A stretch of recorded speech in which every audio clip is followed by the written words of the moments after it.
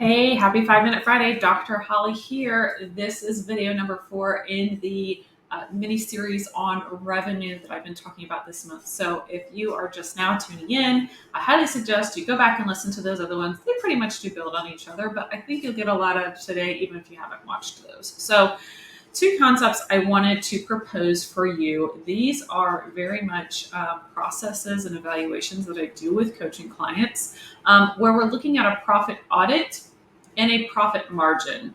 The profit audit, actually, in true sense, is really looking at expenses first, because what do we know about where profit comes from? If you're thinking about the general way of how businesses operate, your revenue minus expenses equals profit.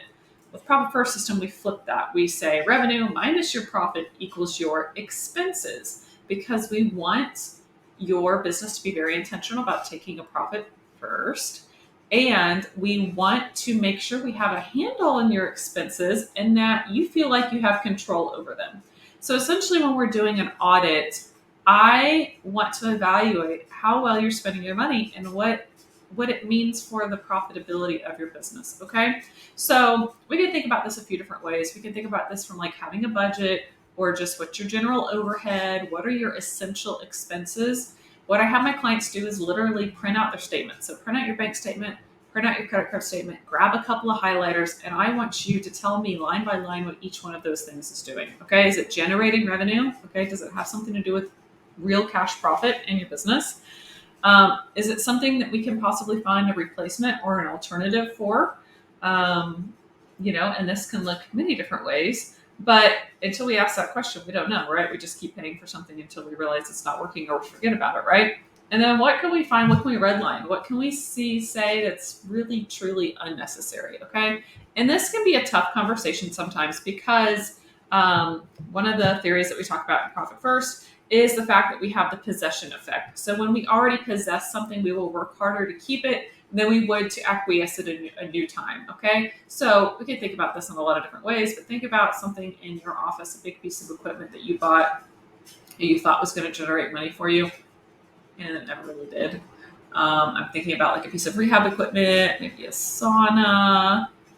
Maybe I have some personal experience in this, where you buy something thinking it's going to generate revenue for you, and then you realize that maybe it was just an inflated expense. Maybe you anticipated on doing something with it, and then it just never happened. So, what's it worth to you to keep it? Or do we just get it off the books and get it out of the way and hone down a little bit more on what our true offering is and what's actually profitable in our business? Okay. So this is where we look line by line on those profit margins. Okay. Go down.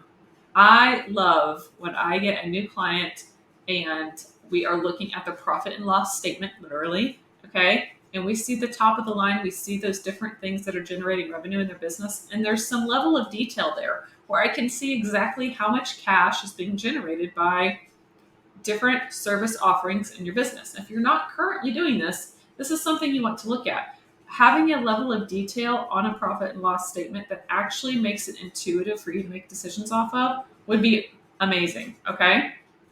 So we also have to think about, if you have multiple generators in your office, how profitable are they? Okay. So looking at their compensation schedule versus their generation potential and what it means for them to be a part of your business and the asset that they bring to the table and the value that they have. Okay. I always love to look at numbers forwards and backwards. Okay. I love to walk it out for what we want the plan to be. I love to walk it back to make sure that this is what's actually happening. Just like when we're looking at x-rays, right? We got to always have that opposing view. So I always like to look at, in particular, the different service offerings that you have in your business, how much they cost you versus how much potential they have, and where are we in the middle, and how can we affect that profit margin so that you continue to grow your business, and so that you don't start to resent a certain offering in your business, or forbid resenting a staff member or a service provider or something, because at some point, does their compensation mean that they're now being more compensated than you are in your business, or it's actually costing you to keep that line item on there, or it's just not worth it to you if the profit margin is not there. Okay, so these are sometimes some tough conversations that we have to have. When we think about growth, what does that level of support mean? Like, just because you are literally in the office for 40 hours a week, and you can see 4 to 8 patients per hour, what other level of support do you need to make that happen? Okay, that's my timer. So I'm going to say have a good weekend. But I have to show you something that I've been working on. I think I told you guys for sure that I've been working on a DIY course for implementing a profit first on your own. So I'm going to pop over to the screen real quick because it is officially live today. So links will be below. Links will be in my newsletter.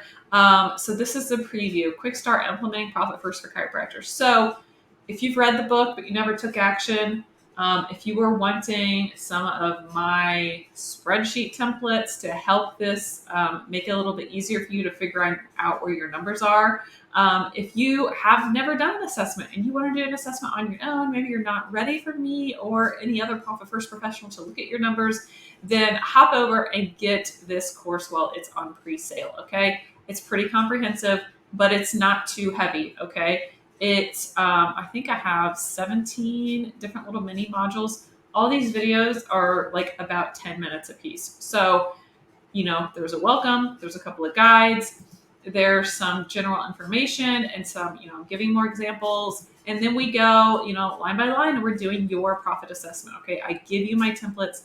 I give you exactly how we figure these things out.